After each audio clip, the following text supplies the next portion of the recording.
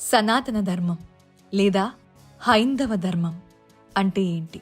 మిగిలిన మతాల వలె కాకుండా సనాతన ధర్మం లేదా హిందూ ధర్మం స్వర్గం లేదా నరకం అనే మూఢ విశ్వాసం మీద ఆధారపడి లేదు.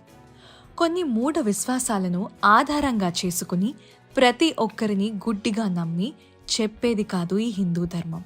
హిందూ ధర్మం దేనిని గుడ్డిగా నమ్మమని చెప్పదు. దేనిలో అయినా సరే సత్యాన్ని పరిశోధించి తెలుసుకోమని బోధిస్తుంది. ఈ ప్రపంచం తర్వాత స్వర్గం లేదా నరకం అనేవి లేవు. కేవలం మన కర్మలే జీవితాన్ని స్వర్గం లేదా నరకం అయ్యేలా చేస్తాయి. హిందువు యొక్క ధర్మం ఏమిటంటే ప్రకృతిని, చుట్టూ ఉండే తోటి ప్రాణులను కాపాడటం. ఈ ప్రపంచంలో చెడు అనేది ఏమీ లేదు, అంతా దైవత్వమే.